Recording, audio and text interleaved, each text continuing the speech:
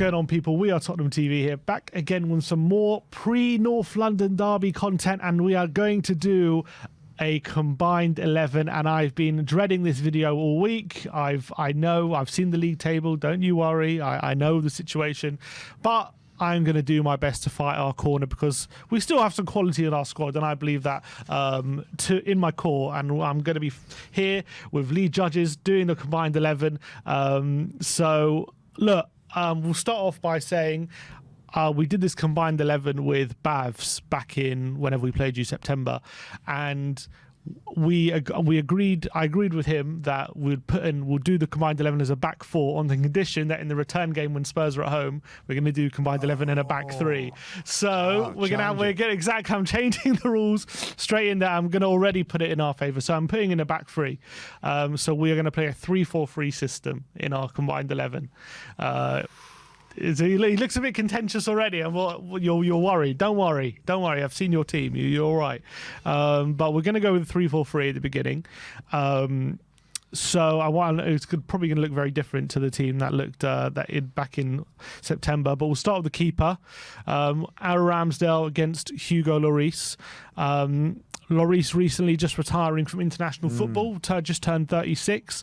Had a brilliant World Cup, but for Tottenham, hasn't quite been up to scratch recently with a few mistakes.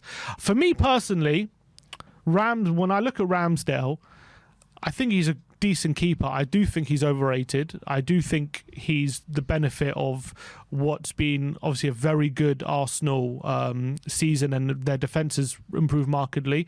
I don't think he's an amazing shot stopper. I think he's good. I think what his big strengths are is his first of all his ball playing ability with his feet, very strong. I think his command of his box is decent as well. He's pretty good at coming for crosses. I do think he gets beaten a few too many times with shots he should be saving. And from a technical standpoint, I still believe Lloris is strong. I would personally pick Lloris still. But what would you say? Yeah, I agree with a few things you actually said there with Ramsdale and all that. I think in the beginning of the season, I did go along. We was doing it with AFTV. I went with Lloris in the end because of just through experience. But since then, I just think that he's dropped off of too many mistakes. Even against Tottenham, Arsenal, Spurs, a mistake. You know what I mean? Like the game against Villa, you don't lose that game if he doesn't make that mistake. I know, like you can go on different things, and they got a fantastic second goal, by the way, but they don't get that goal if he doesn't make that mistake. And I just feel that there's been a few too many now from him. I just think that he's gone the other side of it, like and Ramsdale just this moment in time now. New kid on the block, like, you know what I mean? But I do agree with a couple of things you said there. I think that he should save a few more than what he does, but his strengths definitely his crossing there, and his distribution is fantastic. You know what I mean? And it is a modern game now. And if you're going to play a back three, you've got to have someone that's going to play from the back in goal. So for me, Ramsdale now just takes over. But he makes less mistakes. I think at the moment he's making less mistakes. I think that's the biggest thing. I think still, from my point, like from a technical standpoint, like positioning, shot stopping, that kind of stuff, I still think Lloris is better. Still very good. Still a very good goalkeeper. But again, I'm going to go a few more Spurs mates and all that. Like, not having him no more. He's making a few too many mistakes, but he had a great World Cup. Yeah, but that's not for... All right. You know what I mean? So, Ramsdale, by the way, didn't put a foot wrong in a World Cup. No, did he not? He didn't. Yeah, I'm sure. All right. I'm trying to fight Lloris, but it's difficult. He's just making too many mistakes at the moment. So I guess Ramsdale has to be in it, but I still think Lloris has a lot to offer. But yeah, no, I think Ramsdale at the moment is just making not as many mistakes, unfortunately for Hugo, as much as I love him. So I'll put Ramsdale in there. Centre backs. There's obviously we play back three, you play a back two. I think Romero I would put in there because of how good he's played for Spurs, and obviously he just won the World Cup for Argentina. I thought he was brilliant. I know it's not for Tottenham, but I think it shows how good he is, and I think he's been pretty good for Spurs ever since he's come in. I am struggling to find more Tottenham centre backs to get in there, but would if you're looking for your best three centre backs, do you think a Tottenham centre back gets in there for you? Well, I think if you're going to go, it depends if you're going to play Ben White as a wing back. What would you say? If you're picking a right wing back, who would you say? Ben White's the best. You know, when you're talking about the best English player and the best English defender at this moment in time. You reckon it's Ben White? Unbelievable. I've got to say that. I think he's been fantastic. You know what I mean? So, but so on the right hand side, probably you'd go. I'd put all our three in there, but I'm gonna, you know, Romero is very good, by the way. But well, no, look. I think Ben White plays right back for you, so you've got to put him a right wing back, I guess. Yeah, so I'll go Romero to the right then. Saliba and Gabriel would be the three there. When it comes to Saliba, he's been obviously phenomenal this season for Arsenal, but he had a few mistakes. Have they been creeping in at the moment? No, last two games, I think maybe just because of you know. Some players, it's good for the World Cup. Some of it, well, it weren't good for him because he didn't hardly play. And I just think, you know, he needed a little bit of match sharpness. I felt he was a little bit rusty against West Ham. Got better against Brighton, and then surprisingly, I think that he needs games. Mikel left him out of the game against Oxford. I felt we might have needed a bit more game time. So he's been sensational. He has. He's been sensational. Like, you know, but I feel like maybe because he's young and then he's like not arrogant, but you know he's confident in himself. Maybe he kind of maybe that air of invincibility, like for example that one against Brighton, it's just like you're 4-1 up, like he just switches off. You know what I mean? And he's like the game's won, and maybe that comes with a bit of experience. I don't think he'll switch off against Harry Kane though, because he knows he can't. I hope he does. You know what I mean? So and he played Harry Kane very, very well over there. He's got everything. The only thing that he's not got is experience. You know what I mean? Like, but he's got pace, power, very, very good on the ball. He's surprised he didn't get more of a role in the World Cup. Yes. You know, not gutted about it, but very, very surprised. He's better than I think he's better than Canard, was it? Or Pamecano? I think he's better than any of them. I think he's better than Varane. But what's the only thing that he's not got is experience. But I wouldn't swap him for anybody. In the Premier League, I think he's that good. Yeah, he's playing very well at the moment, and for as young as he is, like, you know.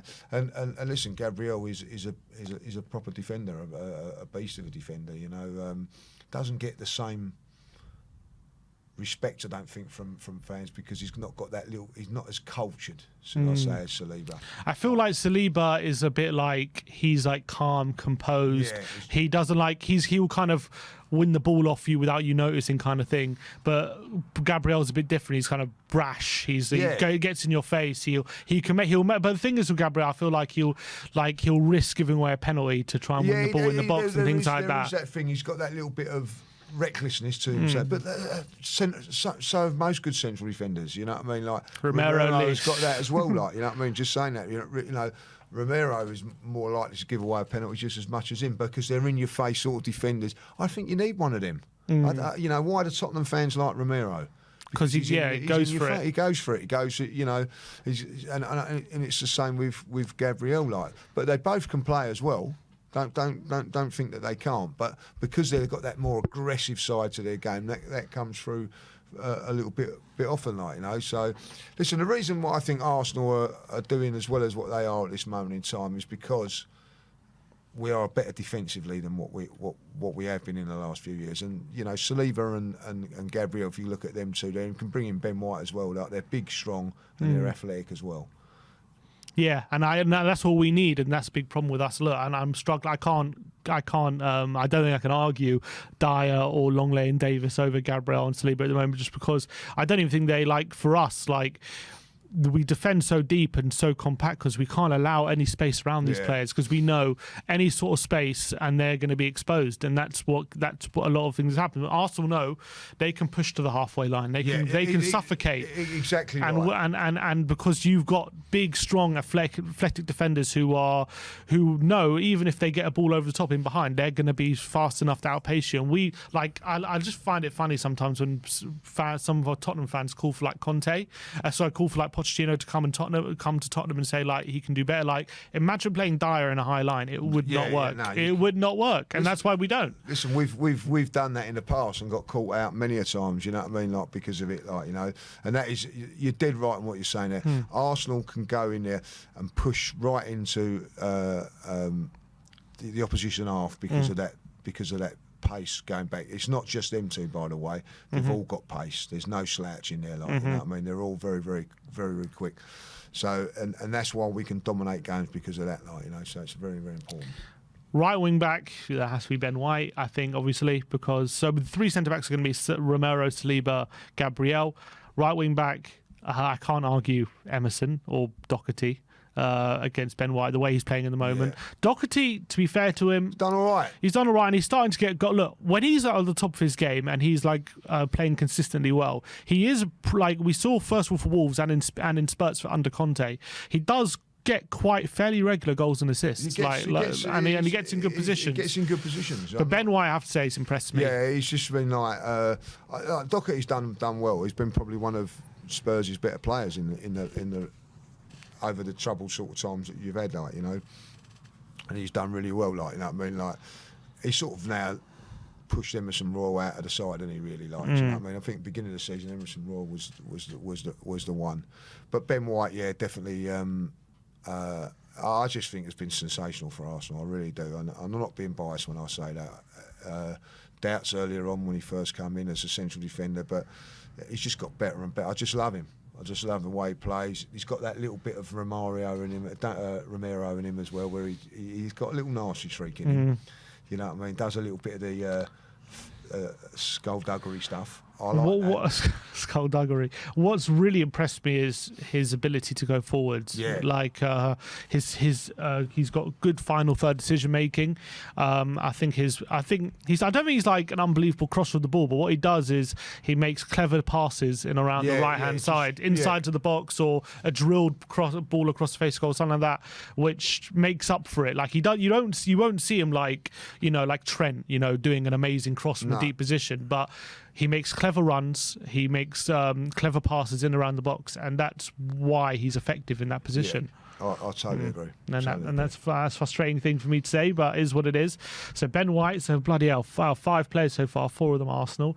Left wing back, you've got, who are you paying forward? Zinchenko. Yeah. And I'm going to obviously put in even Perisic, and I'll make my case for Perisic. I do believe, as a wing back, he's the better player. I believe when it comes to how Conte likes his wing backs to play, almost like wingers, I think you can't argue with 17 games and 8 assists already this season for Perisic. His final third delivery is absolutely phenomenal. I think he's probably one of the best crossers from wing back in the league, in my opinion. He's got amazing set pieces as well. He takes really good corners and free kicks when it comes to crossing the ball. And I think in open play, he's a very good dribbler. You saw in the World Cup how much of a threat he can be on the left wing. Defensively, he's average. I'll concede that. But I think going forward, I don't think Zinchenko would be capable of getting the amount of assists that Perisic can get. Well, interesting. I think Perisic is a good player. If I was to have a choice, and I think most of the country would go Zinchenko, if I'll be honest, because it's just one of age as well. But he plays that role. He comes into the field a lot. Play a wing back role, you know what I mean? This is the problem that you got if you want to go for a wing back. Probably like I've not seen Zinchenko play wing back. Like the role that he plays. The role that he plays is unique. You know what I mean? And you'll see it on Sunday, like, you know what I mean? Like, he gets in there and he's very, very good. Dominates from a position of left back area. I've never seen it before, really. Like, you know what I mean? And if he plays well on Sunday, we take control of the game. So that's what he does. Now listen, I'm telling you this now. Tierney's a good left back, right? But he makes Tierney look average. You reckon? Yes, it's the biggest compliment I can give him. But if you want to go wing back, and we gave Babs a 4 at the back, so we're going 3 at the back this time. And he argued last time that we can't put Perisic in because he's not a left back. So I have to argue. If we're going wing backs, I got to have Perisic. So like you can have Perisic. I quite like Perisic. He's a good player. But obviously, like we're playing that, we go with that. I need to get as much as I can, Lee. I need to get as many as I can. At the end of the day, like Zinchenko's not a wing back. If I was to say like Tierney can play wing back, that would be probably a better option for that there. But we'll go with that one then. We'll go with that. Like, come on, we've got one in. So we've got Perisic on the left, Wen White on the right. Unfortunately, given the limitations of this system, there isn't really a number 10. So that kind of... Oh, so we're leaving out Odegaard now. I kind of like... It's kind of... Sorry. We don't play number 10, so I had to give Odegaard by default last time. So thankfully this time there's no number 10. But, well, I guess you could put Odegaard in a pivot if you want. But we have XHAKA, Partey, and we have Bentancur and... Højbjerg up against each other. I would argue, for me, I know Partey and XHAKA have been brilliant, no doubts about it, and I can't like ignore how amazing they've both been. I really believe in the last few months, Bentancur has been one of the best central midfielders in Europe. Like him. He's a good player. He's been unbelievable. Where's he going to get in place of? I would go with, and early in the season I would have said Højbjerg, but I think Bentancur has been so good early in the last few months, and as well, I don't know if you saw him in the World Cup. I thought he was absolutely phenomenal. I think he's a good player. I really do. I would probably put him. I know XHAKA's been good, but I'll probably put him next to Partey. I'll put Bentancur and Partey in the centre. I think XHAKA has had an amazing start to the season. I still think he's been good. I don't think he's been as good the last few weeks as he was at the start. How's Bentancur been doing the last couple of weeks? Well, he's been injured. Well, you can't. You're having a little. Proper, he's been injured, but XHAKA, he hasn't played quite as well. He hasn't played quite as well, but Bentancur, you can't. He's been there. Yeah, but you can't blame Bentancur. You want to play an injured player now? Like, I have to. He's been so. Bentancur's been unbelievable the last few months. I wouldn't swap. XHAKA and Partey for anybody, and I mean that sincerely. I think they've been like one of the main reasons that Arsenal are, dare I say, at top of the league. Like, you know what I mean, because of them two, they've been sensational. When you look at it like that, and that's fantastic that you just said that. What? XHAKA's not been quite as good in his last two games. You know what I mean? Like, well, you know, that says a lot how good he has been. Like, you know. He has been. I have to give it to him. Listen, if you'd have said to me a year ago, when we've done all these sort of things, I would have said, XHAKA, no, there's no defence for him now. I think he's this moment in time. If they'd done the Premier League team of the season so far, he'd be in it. He's been that good. He's been that good. I thought Bentancur had a good case. Yeah, but you're biased. Yeah, I know, of course. But like, you know, no, XHAKA's been great. I know, but I can't think I can't leave Partey out because he's been unbelievable as well. Partey, right. I can't leave Partey out. And Højbjerg's done okay this season, but it's not been as good as I thought. You know, like I thought again with him, Cup. he started the season amazingly, and then he's not been bad. I think but he's dropped off. player. Yeah, I'm going to say that now. He's a player I don't think gets the credit he deserves. You know what I mean? Like, he's a bit of an irritating player, isn't he? If you know what I mean, if you which you might think, but he winds opposition fans up, which I always think that shows a good thing. Do you know what I mean? Like, you know, so it's not a criticism, but I just think, like, you know, Partey is just head and shoulders above anybody at this moment. Do you know what? He makes midfield look easy. You know what I mean? So, and last season. Yeah, he was injured. There, you know what I mean? So it's a massive, massive thing that he's there, like, you know. So you're not letting me have Odegaard, neither, like, you know what I mean? There's no way I'm leaving out XHAKA and. I have to get one of them, and I can't let you have all of it. I have to get Bentancur in there. I have to. Well, go on. You can have Ben. Who's going on the right hand side then? Oh no, there's only been the two in there, wouldn't there? Yeah, there's only the two because there's no number 10. As we play a 5-man system, exactly. You get him in there. Right? Get Bentancur in there in the pivot, because I think in a pivot, Bentancur will be better than XHAKA anyway. I'm using everything I can, all my tricks up my sleeve. I think you've got two more in than you should have, like, if I'll be honest. And then forward line. I remember the last two times I've argued very hard for Kulusevski over Saka. Now Kulusevski has not played so much this season due to injury. Whenever he has played, I think he's been absolutely top notch. He's a good player. He's a really good player, but Saka at the moment is playing extremely well. Look, I'm going to give you my brutally honest opinion. I still think Kulusevski's better than Saka. I really do. I honestly think that from from a perspective of strength, I think ruthlessness, I do think Kulusevski has a better left foot than Saka. I can't argue that he's playing better in form, but I still believe he's a better player, as much as I think Saka's unbelievable. Well, that's for the old delusional Spurs coming out. Yeah, like, you know. Listen, you know what I think of Saka. I just think he's just, you know, he's going to get better and better. I do like Kulusevski, by the way. I think he's very, very good. What I do like about him, he's powerful, very, very direct, good player. But I just think that, you know, Saka, just everything about him is fantastic. And there's no way anybody gets in front of him at the moment. I think he's like right up there as one of the best players in Europe at this moment in time. And I'll tell you what, like, you know, I've been banging on his drum because I see him every week, like you do with Kulusevski, and you know, I only get to see him a few times.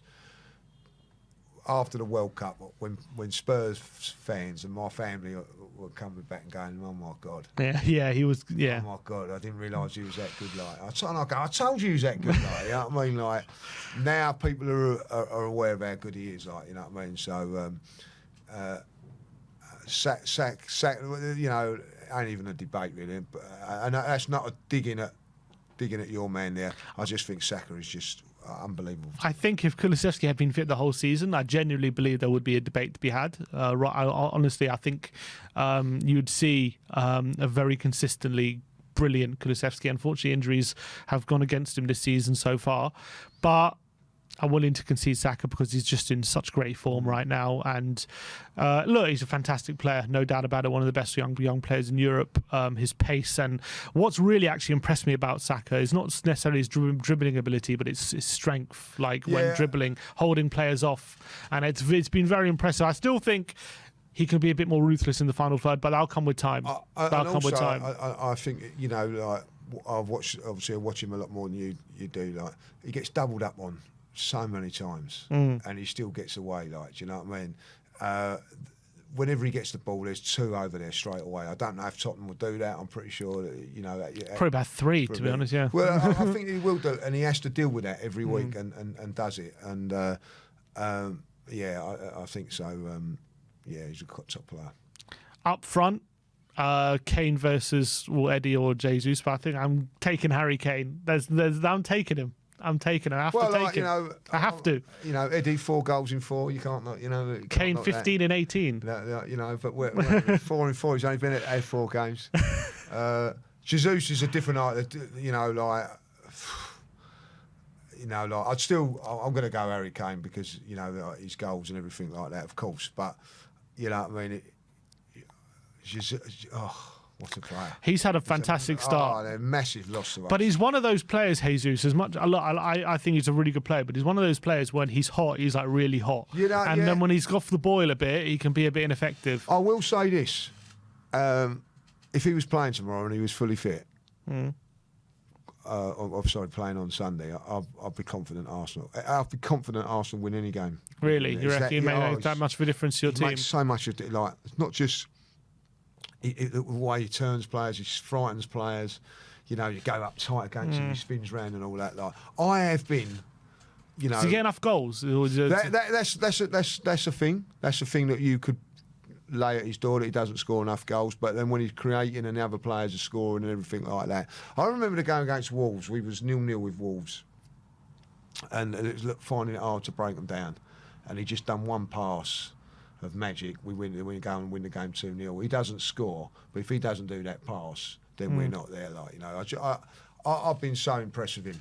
I really have. And listen, you know, and I know a lot of Spurs fans were all cheering when he got injured. And I know that because a few of my Spurs mates were well pleased when he's got injured, because he's a big loss for us. He makes a big difference to the team. But he doesn't get in front of Harry Kane, because whatever you think about Harry Kane and whatever that, he's a goal scorer, but he can play as well. You know what I mean? We'll have him in for the penalties as well. Like, you know what I mean? So, but no, Harry Kane's record is second to none. Yeah, and I just think, so look, look at his record this season already. You know, a lot of people obviously are going mad about Haaland, and fair enough. You know, he's got 21 goals in 17 games, which is astonishing. But Kane, 15 goals in 18 games. It's like, you know what I mean? It's unbelievable. Haaland's a better goal scorer, not a better footballer. Harry Kane's a better footballer. I agree with that. So we're taking Harry Kane in there. And the last one is interesting, to be fair. It's Martinelli versus Son. Now, obviously on this season, Martinelli has been in better form. Son has been off the boil quite a bit. But we are talking about a Golden Boot winner last season. In Heung-min Son. If I offered you until the end of the season, you can have one of Martinelli and Son in your team, who are you taking? Who do you think? There's only one player now. You know what I mean? Like, I don't know what's happened to Son, really. He's been very, very poor this year. That doesn't mean to say that he's still not a good player, and he is. And let's be really honest. I think if we'd done these the last 5 years, and I think even I don't know what the team was before. I would have given you Son over Martinelli at the beginning of the season in the when it come to the first time. Not now. Not now. He's a match winner. You'll see on Sunday. He's a very good dribbler. He's a much better dribbler now than Son. He actually, I know it's only Oxford, and forget about that. Like he outrun two players from the edge of his box to the edge of our box with the ball, and they're sprinting back with him. Like, do you know what I mean? Like, and he outpaced them both running with the ball. I think he's getting better and better. I don't know what's the matter with Son. You may know more than me. Is he in decline or whatever, or is he unhappy or whatever? I don't know. But what I've seen of him in the last every time I've watched him, to be honest, is it the same song? You know what I mean? But am I weary of him on Sunday? Of course I am, because he's got that in his locker, like, you know what I mean? And I think is he ready to come back and explode? I don't know, you know what I mean? I think that he needs something.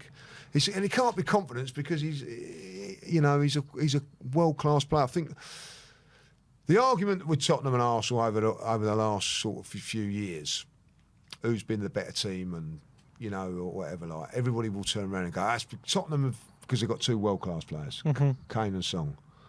And that's been right. And I think even, I'm going to be really honest, when Kane's been out, Son sort of took over the mantle on times and things like that. I don't see him doing that now. And that's I'm not being biased with that. Like, where Martinelli, for me, is exciting, young, got this pace about him. I thought he should have had more games for Brazil when I look at it. Do you know how many goals he has this season, Martinelli? I think he's got about 7, I think. Okay, so even Son in his terrible season's only a couple behind him. Yeah. Like, you know what I mean? So, and I'm hoping he can recover in the second half. I still think when it comes to things like finishing ability, and I think the fact that Son, how two-footed he is, I think Son still is better in those aspects. When it comes to dribbling ability and things that you have to take into account these days, like pressing, Martinelli's different at the moment with that. I'm not being. Listen, this would never have been up for a debate a year ago. I'm going to be really honest with you, like, you know what I mean. But I think if you put it out to Premier League now and they go, who would you, like, other fans? Martinelli scares people. He scares people, which is what Son has done for many years. Let's not that, but he ain't doing it this year. If you're going to go on next year, well, I'm having Tony Adams in because he's been the best centre half. But you've got to go Martinelli on current form. If we're going to go on current form, even realistically, I'm going to be even saying else. I remember there was a debate when Richarlison was fit, and he's got to be dropped. Drop him. Son, yeah. You know what I mean? Now, you'd never have said that about him. But he was the Golden Boot winner 6 months ago. 6 months ago, but I guess a lot can change in 6 months. All right, I'm struggling to get even. Well, it's an unbelievable. It's an unbelievable. I'm going to be really honest with you. I can see where you're coming from. It's an unbelievable because this has been the two nailed-on positions for Tottenham. Yeah, and now one of them is Is it a brick wall? You know what I mean? Like, and as I said, and I'll be really honest with you. If you'd have done the September one, I would have fought a case for Martinelli, but but not now. Not now. I can't not have Son in a combined 11. It's just Heung-min unreal, Son. isn't it? I can't not have him. It's just unreal, but you're going to have to this time. All right, all right. All right, no Son. No Son, we're going to get killed for this. I think Martinelli. I even think if you say, like, you know, a real ardent Spurs fan at the moment, look, Son can hit form and go on and be fantastic again. We could turn around and go, oh, we've made a mistake here, like, you know what I mean? But even, you know, the most diehard Spurs fan can't really push a case for him at this moment in time. And I always, like, as much as I hate it, I always do. But... Fine. All right, we'll give you Martinelli. So Thank you. Front phrase, Saka, Kane and Martinelli. Unbelievable. Manager, I'm still going to take Conte. I have to. I have to cling on to everything I can. And until Arteta achieves something, I'm still going to stay with Conte. He's won the FA Cup. Achieved something. Conte's won leagues. Not at Tottenham. No, okay, not at Tottenham. Not at Tottenham. Like all right, but after a year, you know, Arteta would have killed to get being top 4 after a year. Yes. And Conte got top Spurs 4. Fans were killed for the FA Cup, wouldn't you? Like, you know what I mean? Let's just get that right. Like, you know what I mean? So, and it just sort of gets brushed aside by this argument. Yeah, but it's more impressive. I don't know. I'm trying to argue it's more impressive to get top 4. Do you know what I mean? I can't believe that I'm pushing for Arteta nowadays. It's just I'm going to say this now, and I'll be really honest with you. It completely changed me. You know what I mean? Won me over. He has won me over with everything that he's done. If you'd have said to me a year ago, like, I'd have gone, nah. The transformation that he's done is you know, I can't believe it. I tell you what, the only thing going in my favour right now is that we're 17 games in. Yeah. That's the only thing going in my favour. And I'm just going to say, until Arteta actually finishes above Conte, I'm sticking with Conte. I'm just happy that I've got an argument that it's still 17 games. That's all I have right now. So that's what I've got to stick with Conte. I'm going to stick to my guns. I'm taking Conte. All right, so this team now is Ramsdale in goal, Romero, Saliba, Gabriel back 3, Ben White and Perisic as wing backs, Partey and Bentancur in the centre, a front 3 of Saka, Martinelli and Kane. And 2 of our best players not in it. And Conte as manager. So how many do I have out of 12? I've got Romero, Bentancur, Perisic and Kane. Okay, I'll take it right now. You've done well. I'll take it right now. I'll take it right now. Realistically, there's only one, you know what I mean? But there you go. Come on, that's our combined 11. I want to know what you think in the comment section below. Thank you, Lee, for joining me today for this combined 11. Looking forward to the game on Sunday. Let us know your thoughts. Like, subscribe and comment. And as always, come on, you Spurs.